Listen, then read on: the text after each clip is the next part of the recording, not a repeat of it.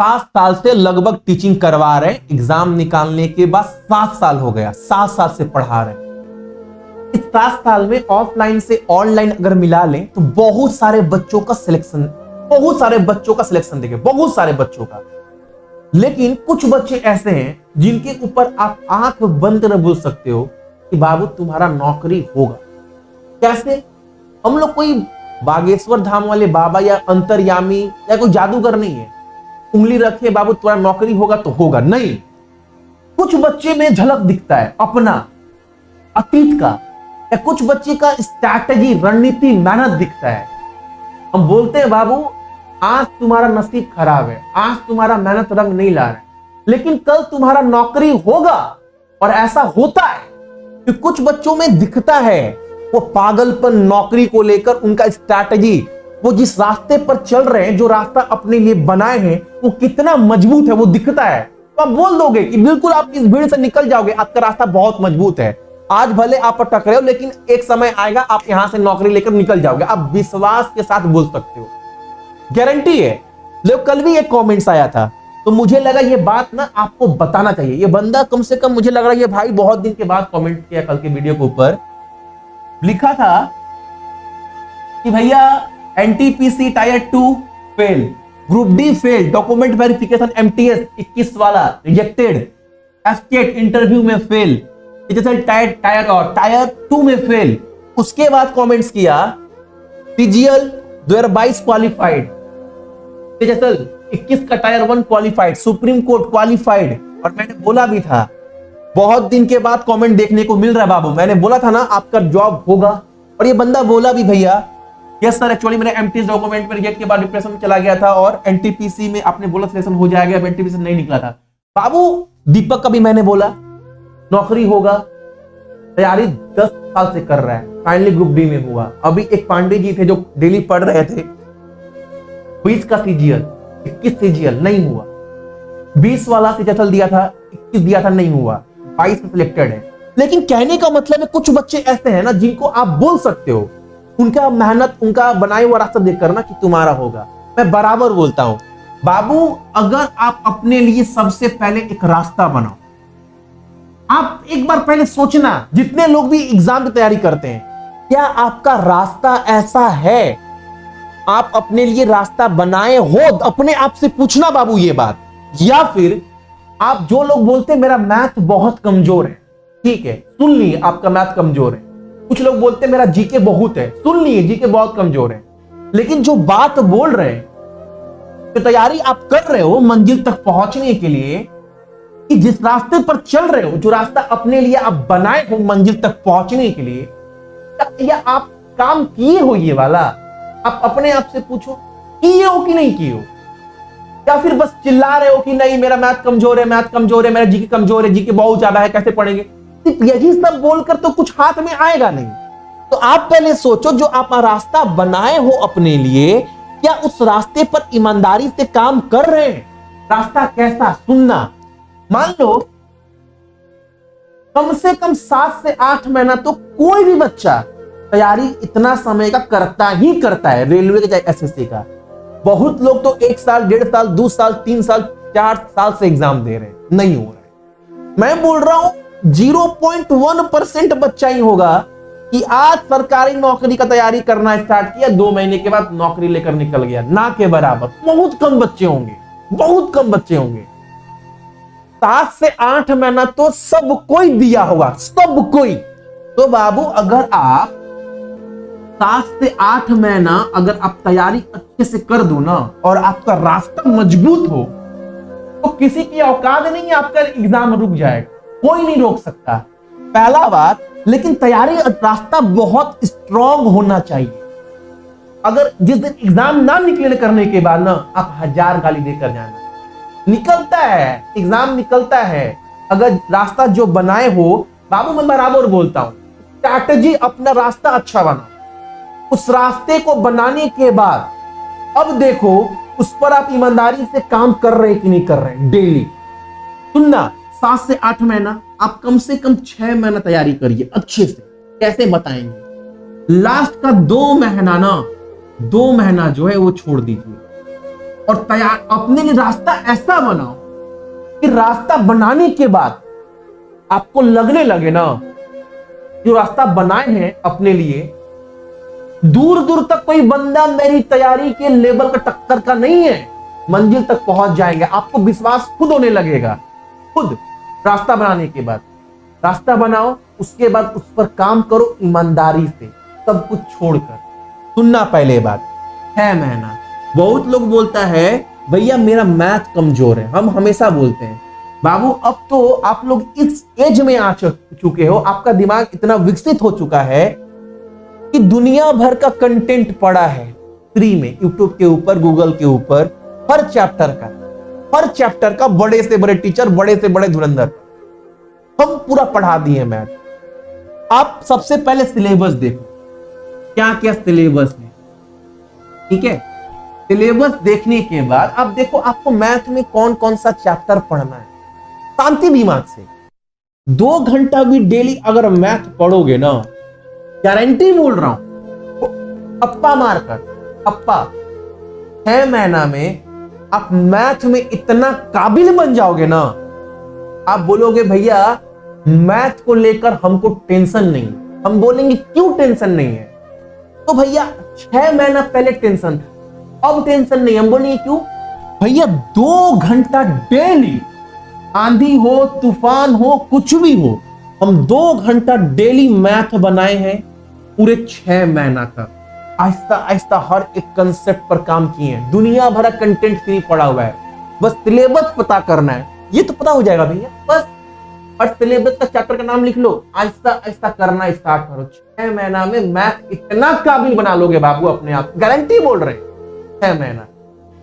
जो लोग बोलते हैं मैथ मेरा बहुत कमजोर है, मैथ समझ में नहीं आता है, आप अपने आप से पूछो, आप 6 महीना काम किए हो मैथ के ऊपर, जबकि आप 1.5-2 साल से 3 साल से इसी दलदल में फंसे हो, 3 साल से 4 साल से, और आज तक चिल्ला रहे हैं कि मेरा मैथ बहुत कमजोर है, मेरा एग्जाम नहीं निकल रहा है। जबकि मैं बोला 6 महीना भी सही से टाइम दिए हैं। ये खुद से पूछो, आप मेरे से मत पूछो, खुद से पूछो, दिए हो समय तो आपको उत्तर मिल जाएगा अपने अंदर की आवाज से, ईमानदारी से मिल जाएगा। पूछो खुद से, नहीं दिए होंगे। मैं बोलता हूं जीके बहुत लोग जीके का तोड़ दे दिए आपको, जीके का जो तोड़ दिए ना, इस विश्वास के साथ हम तो बराबर बोलते हैं बाबू अपने आप को सबसे बेस्ट मानो। जो आप रास्ता बनाए हो, वो रास्ते पर जो रेंग रहे हो ना, कोई दूसरा ना रेंग सके, ऐसा रास्ता बनाओ। हम जो जीके का तोड़ दिए ना, आपको किसी कोचिंग सेंटर में नहीं मिलेगा, गारंटी है। जितना शॉर्ट, जितना स्ट्रैटेजी बताएं, आपको बता रहे हैं। और क्या है बाबू, आपको क्या पढ़ना है, रीजनिंग पढ़ना है। रीजनिंग डेली अगर आधा घंटा, 1 घंटा, आधा घंटा डेली अगर आधा घंटा भी रीजनिंग पढ़ोगे ना, किसी की माई का लाल का औकात नहीं है एग्जामिनर का ना, अगर डेली आधा घंटा 6 महीने तक रीजनिंग पढ़ दो, तो रीजनिंग में आप परफेक्ट ना बन पाओ, बाप बन जाओगे, बाप सबका बाप बन जाओगे। और जो विश्वास अपने ऊपर होगा ना, वह रीजनिंग में फाड़ देंगे। कितना समय दिए बाबू, 6 महीना टाइम दिए, 30 मिनट। रीजनिंग का हर चैप्टर पानी हो गया भैया। ये अब बाबू रीजनिंग हार्ड नहीं है, इसीलिए बोले 30 मिनट बहुत अधिक बोल दिए। 20 मिनट नहीं पढ़ोगे 6 महीना तक, बोलेंगे भैया 1 घंटा डेली पढ़े, 3 महीना में हो गया रीजनिंग पूरा कंप्लीट। अब बोले 30 मिनट पढ़ो रीजनिंग, ठीक है। रीजनिंग को लेकर टेंशन नहीं है। अब बचा आपका इंग्लिश। बाबू देखो, इंग्लिश के लिए बराबर बोलते हैं, जब 6 महीना समय देना ही है अपने रास्ते को मजबूत बनाने के लिए, तो आप 6 महीना में रीजनिंग में, इंग्लिश में क्या कर सकते हैं। मैं बराबर बोलता हूं बाबू, इंग्लिश भी कोई ना हाथी घोड़ा नहीं है। हिंदी मीडियम का बच्चा जो इसकी पढ़ाई शुरुआती में स्कूल में हुआ है, सरकारी स्कूल में, गांव के स्कूल में ना, ऐसे कितने सारे बच्चे को मैं जानता हूं जो आज सीजीएल में सिलेक्टेड है। आज जो पहले सीजीएल में टायर 2 में सिर्फ इंग्लिश और मैथ था, वो बच्चा इंग्लिश में अच्छा नंबर लाकर सिलेक्टेड है। जो गांव का बच्चा, सरकारी स्कूल में पढ़ा हुआ बच्चा, हिंदी मीडियम से इंग्लिश में अच्छा नंबर लाकर सिलेक्टेड है। कैसे सोचो, मैं बराबर बोलता हूं बाबू, इंग्लिश को अगर स्ट्रॉन्ग करना है तो सबसे पहले ना 2 महीना आप इंग्लिश को, किसी से इंग्लिश मत पढ़ो, खुद से इंग्लिश पढ़ो। खुद से कैसे होगा भैया? मैं बराबर बोलता हूं बाबू, दुनिया भर का ज्ञान, दुनिया भर का एडवाइस, दुनिया भर का सजेशन देने वाला बंदा मिलेगा, लेकिन मैं बोलता हूं स्टार्टिंग का 2 महीना इंग्लिश के लिए, स्टार्टिंग का 2 महीना सिर्फ अपने से पढ़ो। क्या पढ़े भैया? देखो बाबू, आर्टिकल आता है ना, सिंपल बात में बोल रहे हैं, न्यूज़पेपर आता है, आजकल ऑनलाइन बहुत सारे, टेलीग्राफ, स्टेट्समैन, द हिंदू सबसे बेस्ट है। उसका एप्लीकेशन डाउनलोड करके डेली एडिटोरियल पढ़ो, 1 या 2 पढ़ो।